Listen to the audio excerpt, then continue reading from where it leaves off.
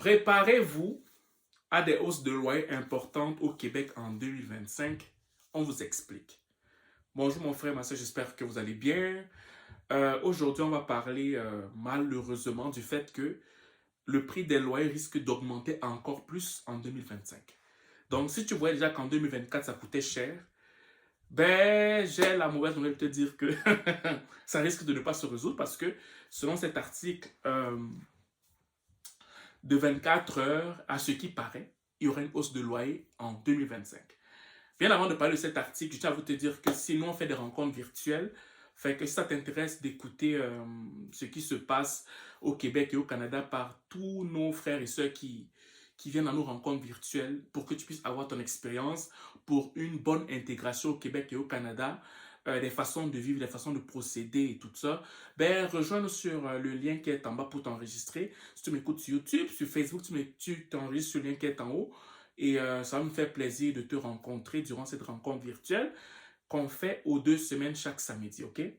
Voilà, donc je t'attends et on va pouvoir discuter paisiblement et tranquillement dans une joie extrême, quoi. Voilà. Bon, là, il y a un article qui est en train de dire que euh, selon ce qui est vu, selon ce qu'on voit comme rapport, les prix des loyers vont encore augmenter en 2025. La hausse des loyers devrait être encore plus élevée au Québec qu'ailleurs au Canada en 2025. Donc, ce problème-là va se retrouver au Québec. Quand on parle de hausse de loyer, là, on va le retrouver plus au Québec que d'autres provinces. C'est ce que l'article dit.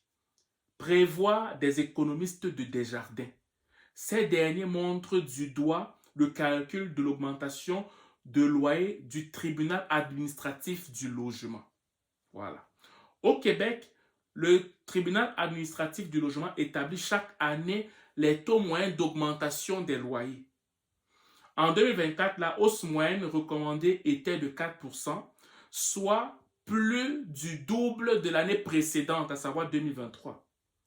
Il s'agissait d'un bond inégalé depuis 30 ans pour les immeubles de plus de 5 ans, rappellent les économistes.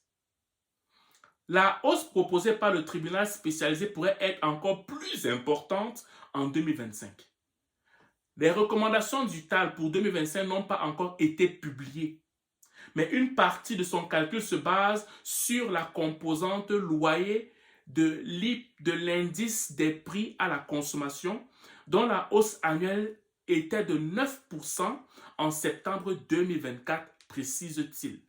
On peut ainsi s'attendre à des augmentations plus importantes des loyers au Québec, contrairement à d'autres provinces telles que l'Ontario, où le gouvernement limite à 2,5% pour les appartements construits avant 2019. Déjà, on plante le décor, on te fait comprendre que l'augmentation des loyers dépend de l'indice des prix à la consommation. OK? Et que l'année 2023, c'était mentionné à 4%, si je ne me trompe pas. Oui, à 4%. Et que quand on regarde maintenant en 2024 la hausse annuelle, on voit que c'est 9%. Donc, on s'attend vraiment, si on suit les calculs, qu'en 2025, ça va être vraiment catastrophique en matière d'augmentation du loyer. On peut s'attendre à des augmentations plus importantes des loyers au Québec, contrairement à d'autres provinces telles que l'Ontario, où le gouvernement limite la hausse à 2,5% pour les appartements construits avant 2019. Les prévisions des experts Desjardins pourraient faire mal au portefeuille des locataires québécois si elles venaient à se concrétiser. Au Québec, les propriétaires n'ont pas l'obligation de se limiter aux recommandations du tribunal administratif du logement. Ce qui fait que les locataires reçoivent souvent des hausses bien plus importantes. L'an dernier, le tribunal administratif du logement recommandait une hausse de 2,3% pour les logements non chauffés et 2,8% pour les logements chauffés à l'électricité. Or, entre 2023 et 2024, les loyers ont plutôt augmenté en moyenne de 7,4% pour ces types de logements, révèlent les données de la Société canadienne de l'hypothèque et du logement. OK? Ce décalage entre les hausses suggérées par le TAL, le tribunal administratif du logement, et le marché est la preuve que le mécanisme de contrôle des prix ne fonctionne pas au Québec, déplorait l'été dernier le porte-parole du regroupement des communautés de logement et associations de locataires du Québec. OK? On voit de plus en plus que les propriétaires, investisseurs, pour qui l'objectif c'est de faire le plus de profit possible, ils voient la proposition du TAL comme un minimum. OK? Et ils en profitent pour envoyer des augmentations abusives. A-t-il regretté en entrevue à 24 heures? Qui est le nom du journal? Au comité Logement Rosemont, l'organisateur communautaire Jean-Claude Laporte a indiqué que 75% des hausses de loyer calculées par son équipe pendant la dernière période de renouvellement des baux avaient été jugées abusives. On dit 75% des augmentations.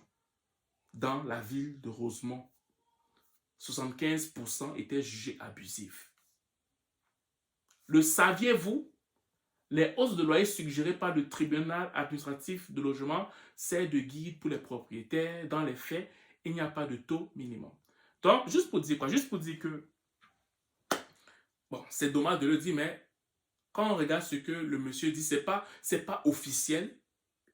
Le journal se base sur les prédictions des années précédentes.